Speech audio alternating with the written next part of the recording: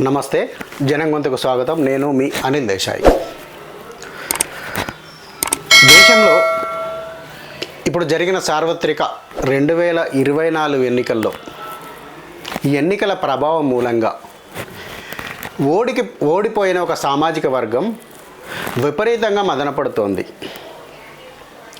ఎందుకంటే దాదాపు స్వాతంత్ర 75 సంవత్సరాల కాలం నుండి వారు అధికారం చెలాయిస్తూ అధికారాన్ని అనుభవిస్తూ వస్తున్న సామాజిక వర్గం. కానీ నేడు ఒక వ్యక్తి పుణ్యమా అంటూ ఆయన రాజకీయాల వల్ల మా వర్గం మొత్తం నాశనమైంది, ప్రాభవం కోల్పోయింది అంటూ మదనపడుతున్నారు. వారే ఆంధ్రప్రదేశ్ ముఖ్యమంత్రి వైఎస్ జగన్మోహన్ రెడ్డి. జగన్మోహన్ రెడ్డి యొక్క ఒంటెద్దు పోకడల మూలంగా తమ సామాజిక వర్గం, రెడ్డి సామాజిక వర్గం మొత్తం కూడా సమాజంలో తమ ప్రాభవాన్ని కోల్పోయింది అంటూ వారు అంతర్మదనం చెందుతున్నారు. ఈ వీడియోలోకి వెళ్ళే ముందు మా జనం గొంతు ఛానల్ను సబ్స్క్రైబ్ చేయండి, షేర్ చేయండి. అదేవిధంగా ప్రతి ఒక్కరికి మా యొక్క జనం గొంతును పరిచయం చేయండి. ఇది ఈరోజు మనం మాట్లాడుకునే అంశం. ఎందుకంటే భారతదేశం మొత్తం కూడా ఇప్పుడే కాదు, అనాది కాలం నుండి కూడా సమాజాన్ని ఇక్కడ అంటే ఎప్పుడైతే తురుష్కులు, పఠాన్లు, పోర్చుగీస్ వారు, ఇంగ్లీషు అటు విదేశీయుల పాలనకు లోనై మన దేశంలో అధికారాన్ని విదేశీయుల చేతికి వెళ్ళిపోయిందో ఇక్కడ కులాల ప్రాబల్యం పెంచడం జరిగింది. వారు తమ రాజకీయ లబ్ధి కోసం కులాల ప్రాబల్యాన్ని పెంచుకుంటూ వెళ్ళారు. దాదాపు మునుపు కేవలం 4 వర్ణాలు మాత్రమే ఉండేవి. ఒకటి బ్రాహ్మణం, రెండవది క్షత్రియ, మూడవది వైష్ణవ, నాలుగవది శూద్రులు. అంటే చాణక్యుడు మనకు తెలిపిన మనకు ప్రకారంగా 4 వర్ణాలు మాత్రమే హిందూ సమాజం ఉండేది. కానీ రాను రాను ఎప్పుడైతే విదేశీయుల చేతికి ఈ దేశం వెళ్ళిపోయిందో వారు తమ అధికారాన్ని నిలుపుకోవడానికి సమాజాన్ని ముక్కలు ముక్కలుగా చేసుకుంటూ వెళ్ళారు. దాని ఫలితంగానే కులాలు ఏర్పడ్డాయి. అయితే ఈ కులాలలో కూడా కొన్ని అగ్రవర్ణాలు, అంటే ఈరోజు మనం చూస్తున్న ఈ అగ్రవర్ణాలు ఆధిపత్య వర్గాలుగా సమాజంలో చెలామణి అవుతూ రావడం జరిగింది. బ్రాహ్మణ వర్గం ఒకవైపు, వ్యాపారంలో వైష్ణవ వర్గం, సిపాయి, అదేవిధంగా రాజరికం, కొంత సమాజాన్ని కట్టడి చేసే వర్గంగా రెడ్డి వర్గం స్థిరపడిపోయింది.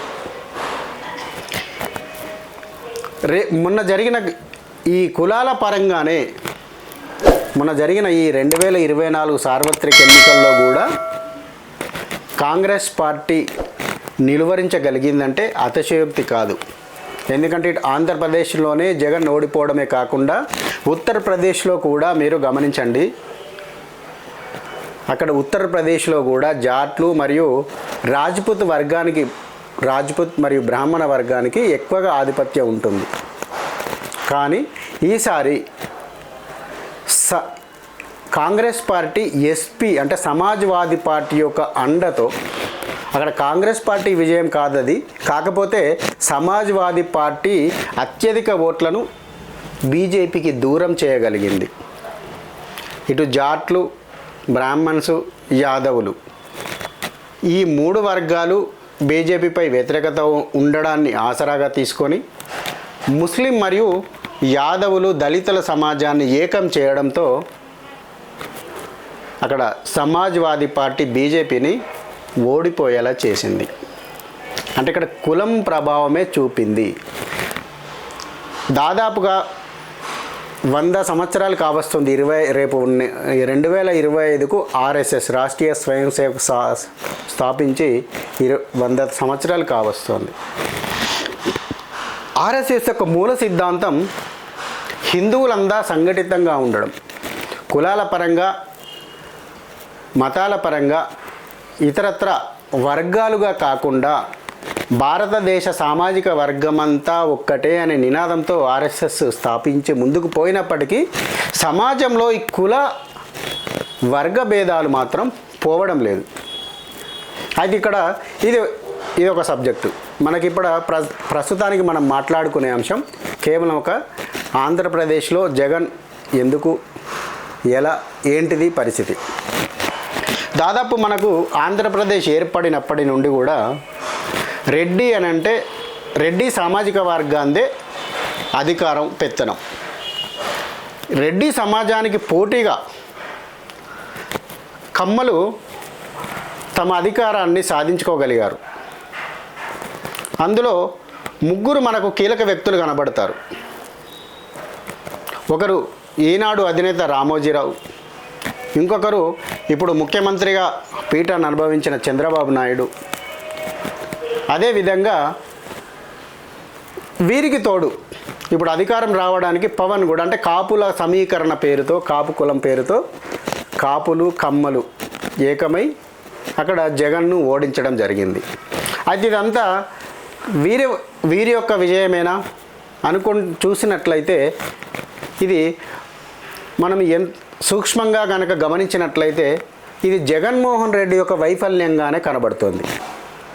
ఎందుకంటే జగన్మోహన్ రెడ్డి తీసుకున్న నిర్ణయాలు, ఒంటెద్దు పోకడలు, అదేవిధంగా తను ఏదైతే వైఎస్ రాజశేఖర రెడ్డి కుమారుడిగా రాజకీయాల్లోకి వచ్చి ఆయన పేరును వాడుకొని ముఖ్యమంత్రి పీఠం తీసుకొని, కానీ ఆయన తీసుకున్న నిర్ణయాల పరంగా ఆయన ఏకీకరణ చేసిన, సమాజంలో ఆయన చేసిన ఏకీకరణ అంటే ఆయన ఏమీ కులం పేరు వాడుకోలేదని కాదు. ఇక్కడ చాలా వరకు కులం పేరు వాడుకొనే అధికారంలోకి రావడం జరిగింది. కానీ అధికారానికి వచ్చిన తర్వాత ఎక్కువగా ఆయన క్రిస్టియానిటీని ప్రోత్సహించడం జరిగింది. అందుకే మనకు గత 5 ఏళ్లలో ఎన్నడూ లేనంతగా క్రిస్టియానిటీకి సంబంధించిన గొడవలు ఆంధ్రప్రదేశ్లో మనకు కనబడతాయి.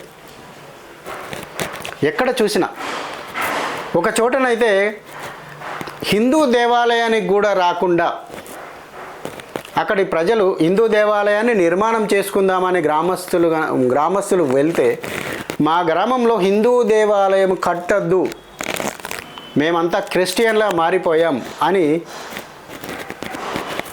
కొట్లాటకు దిగడం జరిగింది, అడ్డుకోవడం జరిగింది. అంటే ఇంకొక వాదన కూడా ఉంది. అది ఎంతవరకు నిజమన్నది నాకు తెలియదు. అయితే ఈ జగన్ సామాజిక వర్గం కూడా రెడ్డి కాదు. ఎడుమూరి సందిటి, వైఎస్ఆర్ ఎడుమూరి సందిటి అన్నది ఆ సందిట్లో వాళ్ళ ఇంటి సందిట్లో ఉండడం మూలంగా వాళ్ళకి ఆ ఇంటి పేరు వచ్చింది అనేది చాలా వరకు సామాజిక మాధ్యమాల్లో వైరల్ అవుతూ ఉంటుంది. కానీ అది ఎంతవరకు వాస్తవం కాదన్నది ఓన్లీ ఆ కుటుంబం మాత్రమే చెప్పాల్సిన విషయం. ఎందుకంటే ఆ కుటుంబం మాత్రమే ఈ వైఎస్ఆర్ ఇంటి పేరుతో మనకు ఏపీలో కనబడుతుంది. కానీ వైఎస్ఆర్ ఇంటి పేరుతో మరో కుటుంబం మనకు కనబడదు. దాన్ని బట్టి కూడా అది ఏది నిజం ఏది అబద్ధం అన్నది మాత్రం మనకు తెలియదు. కానీ వైరల్ అవుతూ ఉంటుంది, ఎప్పుడు వస్తూ ఉంటుంది, అందరూ చూస్తూ ఉంటారు, కానీ ఎవరు మాట్లాడరు. సరే, అది పక్కకు పెడదాం.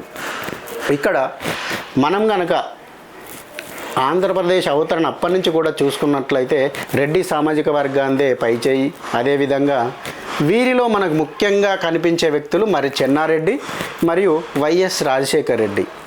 వీరు కులపరంగా రెడ్డిలకు అనేక రకాలుగా సపోర్టుగా నిలబడి అనుచరులను ఏర్పాటు చేసుకొని మొత్తం ఎక్కడ అంటే దాదాపు ఉమ్మడి ఆంధ్రప్రదేశ్తో పాటు కర్ణాటక, తమిళనాడు, ఇటు మధ్యప్రదేశ్, మహారాష్ట్ర, మొత్తం భారతదేశ వ్యాప్తంగా ఎక్కడ రెడ్డి ఉన్నా కూడా అది ఇటు వైఎస్ రాజశేఖర రెడ్డి కుటుంబానికి లింక్ అయ్యే విధంగా తన రాజకీయ ప్రస్థానాన్ని ఏర్పాటు చేసుకున్నాడు. తన దారులను ఏర్పాటు చేసుకోవడం జరిగింది వైఎస్ రాజశేఖర రెడ్డి.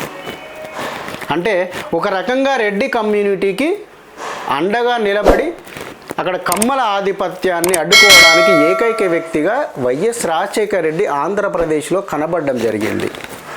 కానీ ఎప్పుడైతే వైఎస్ చనిపోయారో ఆయన తదనంతరం వచ్చిన జగన్ కేవలం తను ముఖ్యమంత్రి కాలంలో తన తండ్రి వైఎస్ రాజశేఖర రెడ్డి ముఖ్యమంత్రి కాలంలో వచ్చిన కేసులను ఎదుర్కోవడానికి లేదా తన ఒక రకంగా అంటే తన సంపాదనను కట్టడి చేసుకోవడానికి, తన సంపాదనను కాపాడుకోవడానికి మాత్రమే తన అధికారాలను వినియోగిస్తూ ముందుకు పోయిండు.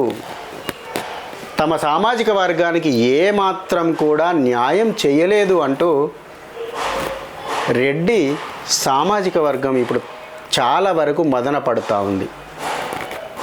ఈ మేరకు వారు ఏ నిర్ణయం తీసుకోవాలి, రాబోయే కాలంలో వైఎస్ జగన్కు ఏమాత్రము స్థానం రాజకీయంగా ఇక స్థానం కనబడే అవకాశాలు కనబడడం లేదు.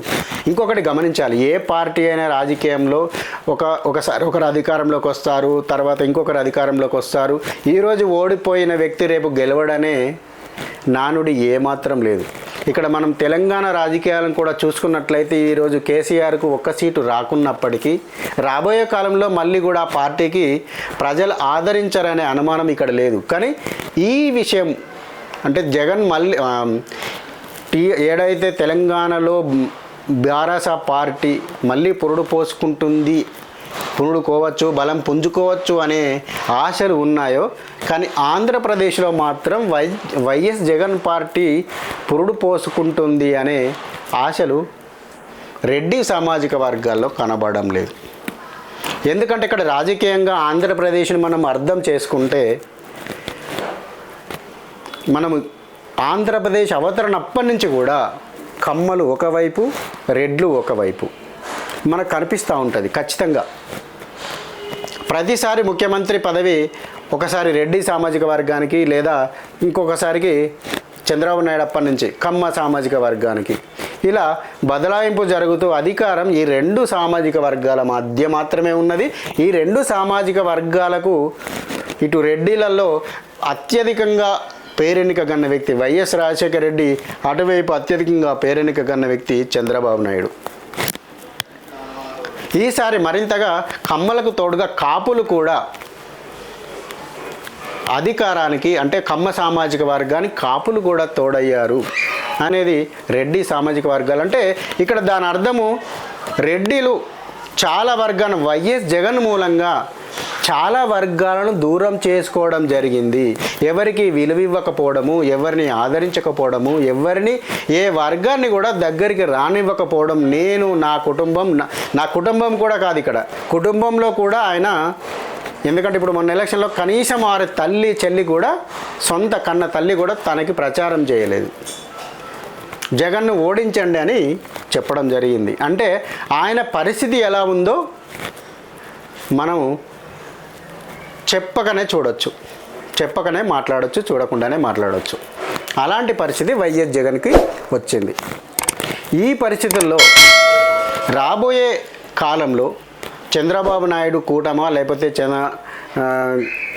అందరికీ ధీటుగా పనిచేయగలిగే రెడ్డి సామాజిక వర్గానికి చెందిన నాయకుడు ఎవరు అనే అంతర్మదనం రెడ్డి సామాజిక వర్గాల్లో అప్పుడే మొదలైంది. ఈ టాపిక్ చెప్పడానికి మాత్రమే నేను ఈరోజు మీ ముందుకు రావడం జరిగింది. అదేవిధంగా రేపు రాబోయే కాలంలో, అంటే నెక్స్ట్ నా అంచనా, నా ఒక ఆలోచన విధానం ప్రకారం, లేదా నేను ఆలోచిస్తున్న ప్రకారం రాబోయే కాలంలో ఇటు మనకు ఎక్కడైతే తెలంగాణలో ఏదైతే మనం బారాసకు అవకాశం ఉంటుంది కావచ్చు అని అనుకుంటున్నామో, అదేవిధంగా ఇది అనుకుంటున్నామో అనే మాత్రమే, నిజమని కాదు.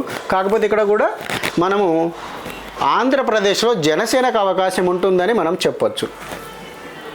ఎందుకంటే పవన్ కళ్యాణ్ గారు కూడా తను ఒక వర్గాన్ని కలుపుకోవడము, లేదా తన మాటల ద్వారానో చేతల ద్వారానో రాజకీయాలలో ఒక కొత్త ఒరవడిని సృష్టించేందుకు తన ప్రయత్నాలు తాను గట్టిగా చేస్తుండడాన్ని చూస్తుంటే రాబోయే కాలంలో జనసేనకు అక్కడ గట్టి పట్టు ఏర్పడుతుంది అనేది మనకు కనబడుతూ ఉంది. కానీ అదే స్థానంలో వైఎస్ఆర్సీపీ అంతర్ధానం అవుతుందేమో అనే ఆలోచన కూడా, అనుమానాలు కూడా వస్తున్నాయి. నమస్తే.